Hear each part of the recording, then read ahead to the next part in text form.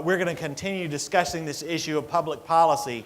Herod, in his earlier presentation, said that, well, the state level things are active, but at the federal level, it's mostly kind of gone under the radar.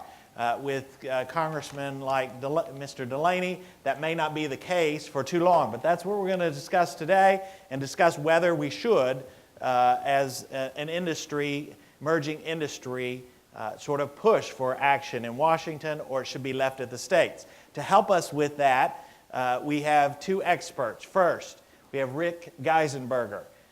He is the Deputy Chief Secretary of State for the state of Delaware. He's the Chief Deputy Secretary of State. He manages the markets the State Division of Corporations. As you're well aware, in the world of enterprise infrastructure, Delaware is the undisputed leader. Over 65% of our Fortune 500 companies are incorporated in Delaware. And recently, Delaware revised its statutes to encourage fourth sector businesses to incorporate in Wilmington. Since his appointment in 2001, the number of businesses and entities incorporated in Delaware has doubled. He's also a member of Governor Jack Markell's policy team and the Delaware State Bar Association's Corporation Law Council, where he worked very closely with the Delaware Bar organizations such as B-Lab and others to develop the state's public benefit corporation statute just a couple of years ago. At the federal level, we have Mark Prater. Mark is the Chief Tax Counsel and Deputy Staff Director of the Senate Finance Committee. In short, Mark is the most respected staff voice on tax and economic matters in the United States Senate. I can say that because I served there for 18 years with him. I was on the Democratic side, he was on the Republican side, and I saw the senators rely on his voice and wisdom on all these issues throughout that tenure. He was so well regarded that when Congress established, you may recall, the super committee that was designated and charged with trying to develop a path forward for deficit reduction. That was a commission set up of equal Democrats, Republicans, House and Senate. There was no party that had a majority of that committee. It was 12 members, 6 and 6. And so the co-leaders, Jeb Hensarling from the House, a Republican, and Patty Murray, a Democratic senator, had to decide who was going to be the staff director. And there was no choice. There was no debate. The discussion quickly turned to Mark Prater, who was selected for that role. And so he will talk a little bit about what's going on at the federal level in places that we may need to be watching out for or actively engaged. But we want to start with Rick. So Rick, if you'll come and tell us what's happening at the state level, particularly in Delaware. Thanks, Russ. And I want to thank some earlier speakers, Herod and Victoria, who I think have already given some plugs to Delaware. Second, when I speak to crowds in Washington, the first thing I always like to do is apologize to any of you who have ever been stuck at the Delaware I-95 toll. So it's a lot better now with Easy Pass, but my apologies. And I need to say what probably Mark needs to say as well, which is that our views are our own, and in my case, my views are not authoritative Delaware law. This is a movement of entrepreneurs, businesses, and investors. Really, the role of, and I think this is consistent with how all of Delaware corporate law is. Our role is to provide an enabling statute that enables this to happen and to get out of the way of managers and the investors in these companies that want to structure their affairs in these ways. And I think it might be instructive to share with you how this process was discussed in Delaware, which had some unique situations because we were looking at these not from the context of the many other states that had adopted it in 2009 and 2010, who were looking at it from the perspective of small businesses and mom and pop businesses that might have 1 or 2 or 3 investors, but rather from the perspective of trying to enable this to work in the publicly traded company context with broad ownership. And so we were faced with a lot of complex issues and what the impacts would be on Delaware's existing statute and Delaware's existing case law and fiduciary law. And there was a lot of opposition, quite frankly. There was a lot of concern that this sort of thing would create all sorts of precedent in our case law that would be problematic. And the turning point came when a group of folks that B-Lab helped to organize came to Wilmington, Delaware, and they sat down with some of the more reticent people in the Delaware State Bar Association. And they brought the investors to the table, not just because everybody sort of understood why would an entrepreneur want this? We can think of many reasons why an entrepreneur would want this, why their employees would want it. We didn't fully understand what the investors were looking for. And what the investors told us was that they wanted the ability to enforce their rights and to ensure that the managers, in fact, pursued that benefit that the corporation declares as their benefit. And that was really a turning point because Delaware's philosophy is we're an enabling statute. And if this is how managers and investors want to govern their affairs, who are we to stand in the way? And it really changed the whole dynamic of the discussion. And frankly, things moved very quickly over about a 6-month period once that meeting was held and once those investors came to the table. So there are over now 1,000 companies in the United States that have formally registered as benefit corporations, public benefit corporations, social benefit corporations in the 26 states and the District of Columbia that have done this. It is something that crosses ideologies from red states like Louisiana, Utah, Nebraska, and South Carolina, blue states like North Carolina, California, and Illinois, purple states like Virginia, Florida, and Colorado have all done this. It's under consideration in at least 14 other states, and I have no doubt that every state in the country will have this sort of a statute by the end of this decade. For some states, they're going to want to wait and see, for the American Bar Association to come up with a model model act that they then will follow because that's how a lot of states adopt their corporate law. But I think you will definitely see this in every U.S. state. And of course, states being the laboratories of democracy that they are, have developed a lot of variations of what these different statutes look like. And I thought it might be helpful for me to cover what some of the key issues were in the development of Delaware's statute, which I believe come up in most U.S. states. So one of the first issues that comes up is the corporation pursuing a general public benefit, or is it required to pursue specific public benefits? The general public benefit, I think everybody can agree that we want every company to be pursuing general public benefits, but there are lots of general public benefits, from environmental to social, employees, local businesses. And the question that came up in Delaware is, that's all good, and it's good for directors to be considering those sorts of things. But when you have a really major transaction, if you're concentrating on 20 or 30 or 40 different types of general benefits, how do you make the decisions among those benefits? And so we felt it was very important for our statute to require that the company pursue what are essentially, that operate in a way that pursues general benefits, but that in their articles of incorporation that they declare a very specific public benefit. And in fact, one of the first companies that tried to incorporate as a public benefit corporation in Delaware said our specific public benefit is to pursue the general public benefit. And we rejected that, and we actually came up with what we call the generic specific public benefit. And there are now 239 public benefit corporations incorporated in Delaware in the first 17 months. The generic statement has been adopted by 24 of them, and what it says is this: the corporation shall have a specific public benefit of creating a material positive impact on society and the environment taken as a whole, as assessed against a third-party standard from the business and operations of the corporation. So there are a number of companies, and we're particularly seeing the ones that have a vision of going public adopt that for a variety of reasons. The next issue that was confronted by Delaware is, what are the director duties? What are the fiduciary duties of the director?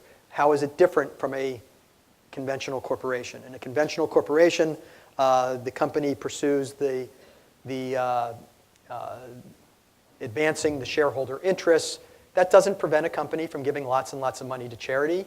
But in the long run, if a company gave 70% of its money to charity, somebody's going to say, is that corporate waste? How does that pursue the long-term benefits? But obviously, when you give to local charities, it's good for your business, and regular companies give to charities all the time.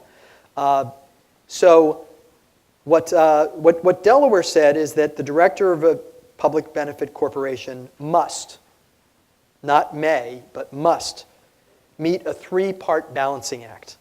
They must balance the pecuniary interests of the stockholders, so they need to pursue profit, with the best, and they need to balance that, second, with the best interests of those materially affected by the corporation's conduct. And third, they must balance it with the specific public benefit or benefits identified in the certificate of corporation. So why that construct? Well, the construct, lots of states have corporate laws that say that you may consider these things. And frequently those are referred to as constituency statutes. What Delaware's law says, and what really every public benefit corporation law says, is that you have to consider these things. And Delaware adds the wrinkle of saying that you must balance the three, because there are going to be situations where there will be a bid or a hostile bid for a company. And the question will become, gee, this advances our social benefit, but doesn't necessarily maximize wealth, or it maximizes some wealth, but it doesn't achieve every single social benefit we want to do. You're going to have to balance those things, and should there be a dispute between the shareholders, between the investors and the directors, there needs to be some mechanism for the courts to assess whether that balancing occurred, and so, or under what measure the court uses. And this was the balancing test that we established. That was done actually in consultation with our courts to try to get a feel for what they would want to see as a definition as the case law develops. Next, the question that we confronted was, who polices it? What are the reporting requirements? Is it a one-size-fits-all list of things that you have to report? Is it flexible? Delaware came down firmly in the camp of flexibility for companies and what we think of as power for investors. It requires companies to provide periodic statements to their stockholders on their promotion of public benefits and the best interests of those materially affected by the corporation's conduct, and requires those statements to include clear objectives, standards, objective factual information, and an assessment. But we don't say who the assessor needs to be, whether that assessor needs to be a third party, whether it needs to be a list of 10 things, or maybe just one measure that they come up with that is objective in nature. And we left it to managers and investors to decide whether to put in their charters or their bylaws whether that periodic statement had to be publicly available or based on a third-party certification. Now, I think you're going to see that a lot of these companies will choose a third-party certification. But we left it flexible, recognizing that there are small startup companies that may have reasons competitively not to put all of this information out on their internet site on the day that they form versus other companies that will have a reason to do that. And we left it to the investors to figure out, to enforce these requirements. It's not our agency or third parties who enforce these requirements, but rather the investors themselves. And we required that the shareholders, and this was unique to Delaware statute, we required that the shareholders enforcing these requirements have substantial skin in the game. We didn't want to set up a regime where somebody who owns 1 share or 5 shares is bringing a derivative lawsuit saying you're not pursuing this environmental benefit. We said that you had to own at least 2% of the shares, or for a publicly traded company, the lesser of 2% or $2 million in market value. And then the final major issue that we confronted in Delaware's law was the protection of minority shareholder rights. And essentially what is the voting requirement in order to form, convert, or merge into a benefit corporation. Delaware's current statute, as drafted, requires a 90% vote of all classes of stock to effect an amendment to become a benefit corporation or a conversion or a merger. Some states have set that threshold at 75%, some at 66%. I'm not sure if anybody has said majority vote. But most of these statutes have said it needs to be a supermajority vote. And the reason for that is really looking at it both ways, from the perspective of I'm the owner of a regular company and I bought that company to pursue profit and advance my wealth. I don't want to wake up one morning and find out that on a 50.1% vote, suddenly I'm the owner of stock in a company pursuing other benefits, perhaps even benefits I don't even agree with. My example, a simple example being, you could have a public benefit corporation that declares that they're pursuing the advancement of charter schools in urban communities, and you could have another public benefit that says they're pursuing the interests of public schools in urban communities. Maybe I want to be the stockholder of one, but not the stockholder of another. They're both pursuing public things that I think we would all agree are public benefits. Similarly, from the perspective of the owner of a benefit corporation, you probably don't want to wake up the next morning and find out that on a 50.1%, either the public benefits the company's pursuing are different, or it's now being pursued by a for-profit company. So these supermajority voting requirements enable that. We have found, and this is, I think, the beauty of Delaware law, we have gotten some feedback from some of the companies that want to go public that the 90% threshold set by Delaware is achievable for their conversion or for their formation, but their investors believe that it's going to be a detriment if they become publicly traded and then want to use their stock to purchase other companies, that it's too high of a threshold. And so Delaware right now, it's only been about 1.5 years since the bill was passed. We have a very active subcommittee that is looking at this, and I suspect that we are going to change that threshold and lower it. I'm not sure what the percentage will be, but I'm sure the folks at B-Lab will be happy to hear that. So those are some of the key issues. I have lots more things to say, but I'm sure it'll come up in the Q&A. Great, thank you, Rick. Now we'll move to the federal level, where while I said that this may be an issue, the fourth sector has been a little below the radar, it's not wholly true. And Mark has been at the helm when we've had two fairly recent developments. One in the late 90s and early 2000s, we had the evolution of our Section 529 college savings plans by the states, which is sort of a hybrid organization started by the states, but for a purpose of promoting savings for higher education with special tax rules. Similarly, during the Affordable Care Act, we set up the healthcare co-ops. His boss was instrumental in forming the structure for that as well. So we have had federal legislation, and not a fourth sector promotion act introduced that's comprehensive, but in order to address particular issues. But Mark, give us just a general view on what Congress is doing in this arena. Well, first of all, thank you, Russ, for that very generous introduction. I think it's fair to say that the last generation of policy that's tax writing committee policy, that there's probably been no senior staffer more consequential in the policy areas, whether we're talking about tax or healthcare or trade, than Russ. So he brings a wealth of experience, and those are very kind words.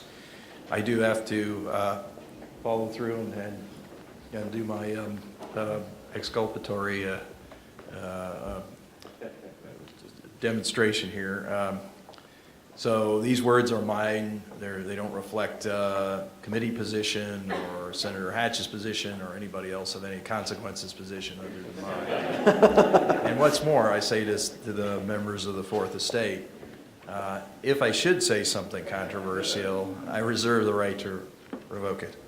So, with those ground rules in place, I'll give a brief overview of some of the federal tax incentives and other policies that affect this concept.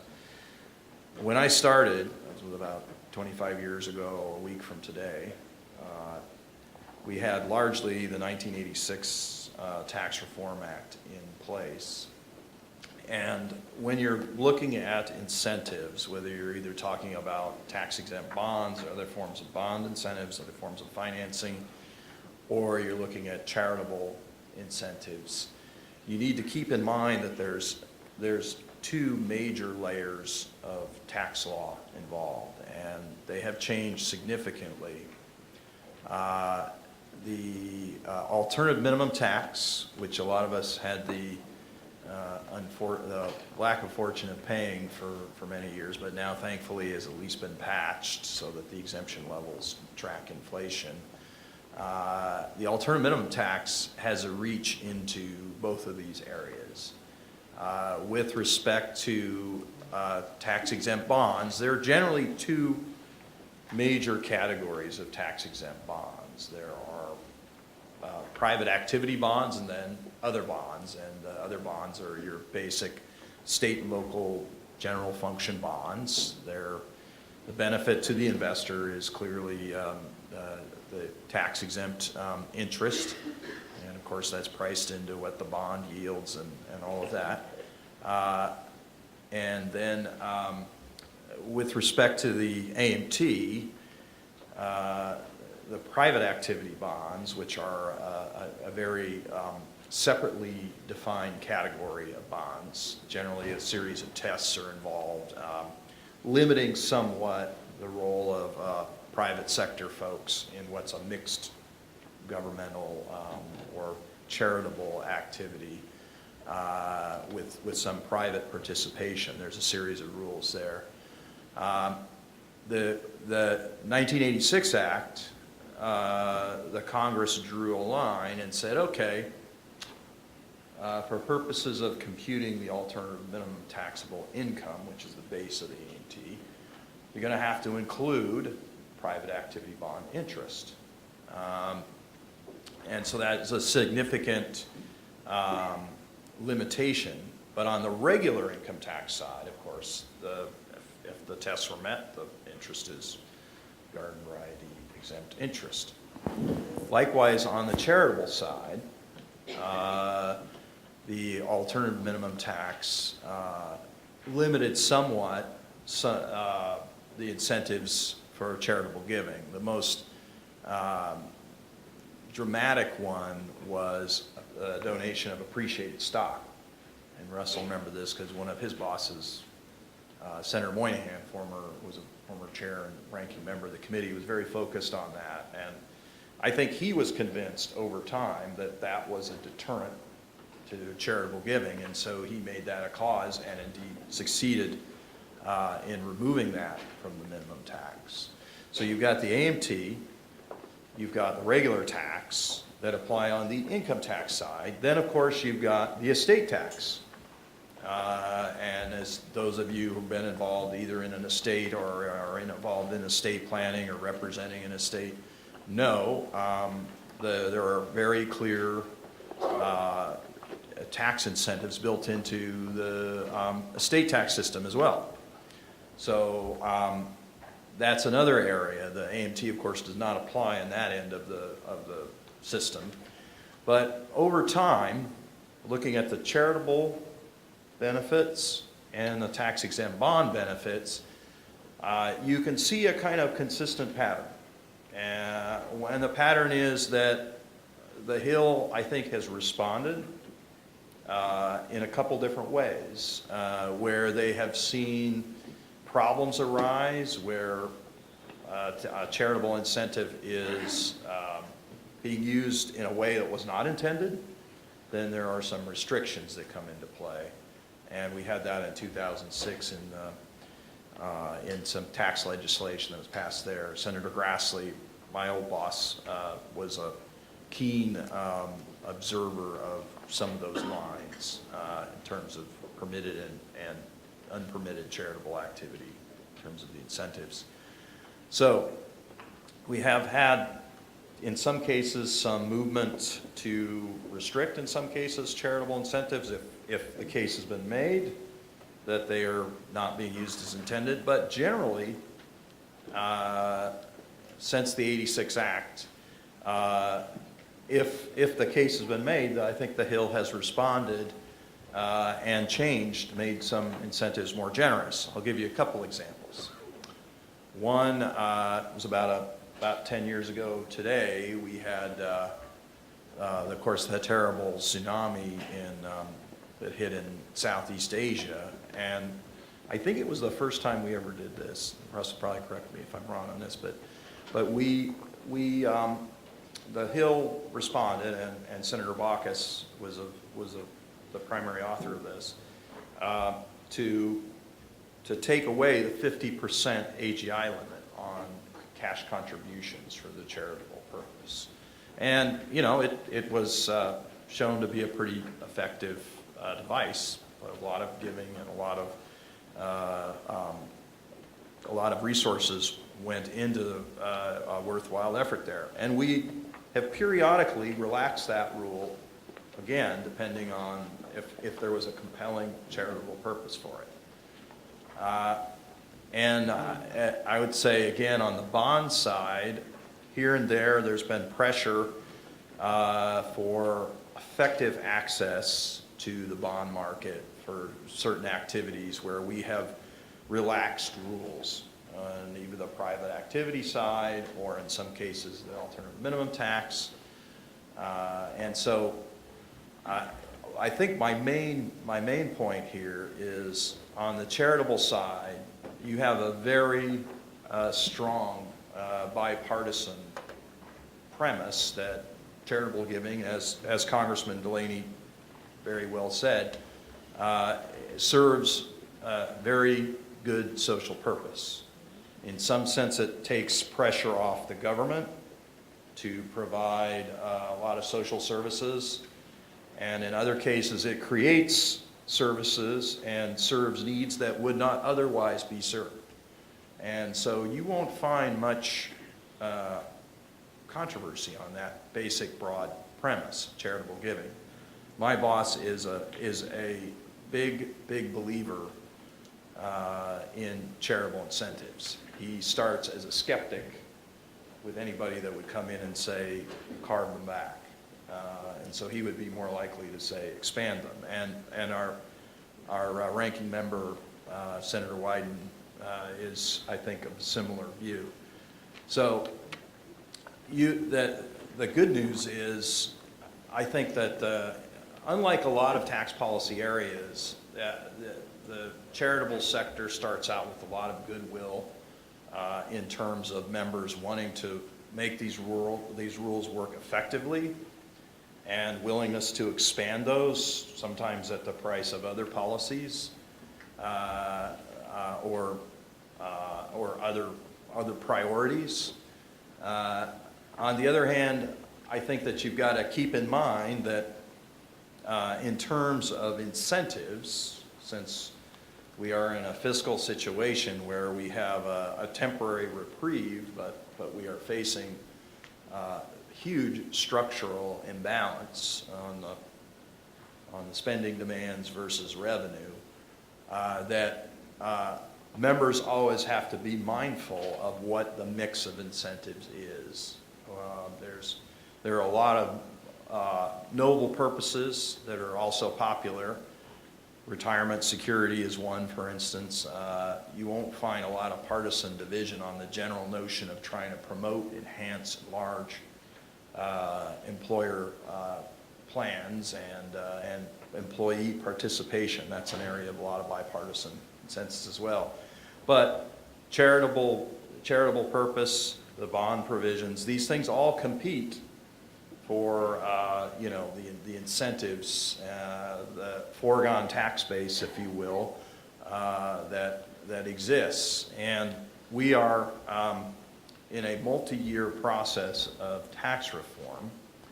So I think you will see hopefully a lot of discussion on taking a look at where we've come from in a generation since the '86 Act, where we're at, some things we could do, some things to simplify and better align some things.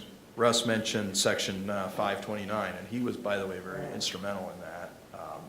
And it's a very widely used savings device. I use it for my son's future education. My siblings use it for their kids. I think it's been a successful measure. But there's a lot of interest in trying to consolidate and simplify our education savings incentives. We have education IRAs and we have 529s. Likewise, on the retirement side, we have a number of regimes there for savings. So just keep in mind that we're in a period here where tax writers are taking a look at the whole structure. They're looking at all of the major areas of tax policy, and there are a lot of compelling reasons for us to do reform, and I won't get into all those because we only have a couple more minutes here. But that's one area. The other thing I was going to mention on the tax space is we have a lot of infrastructure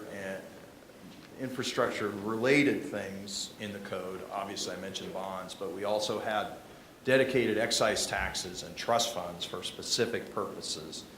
And those are constantly matters up for extension and evaluation. So with that, Great. I'll ask you go ahead and line up at the mics. We have less than 10 minutes here for questions. For a few questions, do we have any from the Twitter world? No, just that people were interested in the number of the bill, HR 4885, I believe, that people wanted to talk the progress that Congressman Levine mentioned. And Okay. also a question I think someone asked about LC3s, if I'm correct, mentioned. Talk about DIBs and impact investing. Great. You want to Well, talk about LC3s? I mean, I can tell you that when I meet my peers at national conferences, most of them don't understand the necessity for it. So Delaware doesn't have an LC3 statute, and I think we're of the view that if you want to form for-profit, nonprofit, a mix as an LLC, you can do that in Delaware. We don't need to do anything different in our statute. So we haven't fully understood what the tax incentive is that has driven it. That in the few states that have had it, and the few states that have had it haven't seen a lot of it. Okay, good. We're going to answer questions quickly, so go right ahead. I'm Alan Bromberger from New York. I have questions for each of the speaker. I'm going to start with Mark first, since you stepped. It was great to hear your mentioning of the relaxing of the AGI rules for charitable contributions. A lot of us would like to see the same thing happen with the corporate caps. We have a lot of companies that want to direct profits into corporate activities. The limit there is only 10%, so maybe that's something that could be looked at. But my real question is a bit broader, which is, in all the discussion about the fourth sector and these kinds of things, there is a lot of fuzziness to it. And my question is, what would it take, is there the possibility to have fourth sector organizations recognized and defined in federal law so that we can begin to deal with them as a matter of public policy with some precision? I'll ask you both to respond to that. Sure. No, I think we will be examining not only the charitable deduction rules, both the limits on them and the expansions of them. We'll be examining the organizational rules and how those work, foundation rules, the operational rules, all that stuff. For instance, Senator Schumer has a proposal dealing with the excise tax on foundations that he's been pursuing for many years that I'm sure will come up in the context of these discussions. So it's, the table is wide open for a full examination of all the organizations that we have and whether, whether there's gaps or things that we can do to simplify some of those rules. We'll be looking at all of that. Great. And I'm sure the states would welcome their recognition in tax law, the way LLCs have a recognition in tax law, and their recognition, say for the SEC to look at, what are the disclosure requirements for a benefit corporation that wants to go public. In that sort of way, I don't think we'd want to see a federal incorporation statute related to benefit corporations. But we would certainly welcome their recognition in the conventional ways that regular companies and LLCs and partnerships are recognized in federal law. I just might comment on that. Today, Senator Hatch announced the establishment of 5 working groups on tax reform. One of them was called Community Development and Infrastructure. Probably the right place for those who want to influence the trajectory of the rules in that context. Yes, Cass, go ahead. Cass Brewer, I'm professor at Georgia State University. I focus in the area of tax. So this question is probably for you, Mark.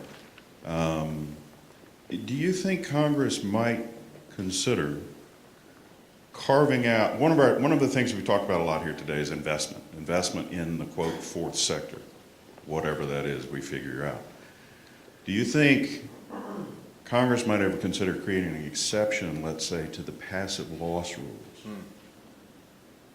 Similar to what's done for, C corporations, new market tax credits, that sort of thing. If we had an exception to the passive loss rules, there would now be an incentive for folks to invest in this sector. And I was just curious, has that ever been discussed? Is it a non-starter for some reason and I don't? Well, we've adjusted those rules rarely because they were such a big part of the '86 Act, and I think they were effective, although folks say the transition was pretty rough, but they were effective in deterring a lot of tax shelter transactions. Back in '93, we allowed folks in the real estate industry who were kind of pulled into the rules unnecessarily. We worked through, it took like 2 years to get the rule right, but we worked out an exception that the Joint Committee and others scored as a fairly minimal revenue hit. And so it's an area where I think we're always willing to look, but we always got to be mindful of how, would we open up any more sheltering activity? And so that's the balance we have to draw. There's been some activity, some proposals with respect to research and development startups, where some folks have suggested relaxing the passive loss rules there. That's one thing there's been conversation about. The other thing that I think I'd bring up is we now have a very favorable benefit under the 1202 rules for investment in startup type businesses and smaller businesses.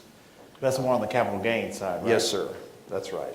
And so basically, when I started, the benefit was probably about half of what it is now when you ran the numbers. And now it's considerable. There's things like that we can look at as well. The passive loss rules are definitely things we're always, like I said, we're willing to look at that, but we've got to draw that balance. Russ, can I suggest you, because we are getting short on time, we listen to both of the questions. Okay. And then the final comments. All right, last two. Justin? Yeah, I just have one question, which is, are social enterprises going to be competing with traditional charities for donor dollars as the fourth sector grows? And do we run the risk of having social enterprises cannibalize the kind of fundraising that's available now to charities, in the sense that if a donor is looking at an investment in a social enterprise which does good but has a potential investment return, and a straight charitable donation which does good but doesn't have that incentive, it seems to me like a lot of donors would like to go in the social enterprise direction. Thanks. Yeah, that's a good question. I think we would Let research him that. ask. He can answer either one. Bobby Smith, Echoing Green. Question to the panel. With the recent changes and upcoming last finalization of the SEC with the Equity Crowdfunding Acts, where do you see the impact to taxation and also the future of kind of the structure of taxable entities? Because as we move into the future, crowdfunding is arguably going to be one of the ways that we kind of fund the larger scope of social programming. So just want to hear that. That's a great question. One of the areas that Russ mentioned, one of the kind of tax reform building blocks we're looking at is savings and investment. And we put out a staff publication about a month ago that's over 300 pages long, has 800 some odd footnotes, but there's a lot of discussions of kind of where we draw the lines on capital, income rates, and additional layers, and where we have exceptions to that. So I can tell you that's an area where we will be taking a big examination, kind of from the bottom up, looking at all the rules. For instance, there's the issue of corporate integration.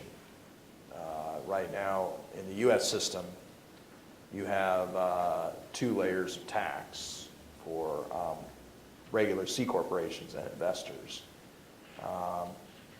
Other countries have either credit imputation systems or other measures. Generally, it's not always the case, but generally they have measures to mitigate that double taxation. So there's There's some real big questions we'll get into and see where the members want to take that. But capital income taxation will be a big topic. Rick, how about that, or the competition So between? I'm going to take it maybe to a higher level, which is just a philosophical approach to how we ought to look at this, or at least how the state looks at it, and I suspect it's probably how the Fed looks at it, which is we need to be very careful as policymakers not to mess this up. And there's, when we talk about incentives or disincentives, if we create incentives, does it create disincentives in other parts of the economy? This has been a fabulous, the conventional process of forming a corporation has built incredible wealth and has been a great generator for the economy over hundreds of years. We need to be very cautious about putting in place incentives that will disincentivize. At the same time, if there are things that are nonsensical as it applies to this part of the economy that are barriers, if there are things that, like we talked about the SEC, putting out some rules where it would be enabling, it wouldn't disincentivize anybody else, those are the things we ought to focus on first before we focus too much on incentivizing or disincentivizing. Great. Thank you very much. Please join me in thanking our panelists.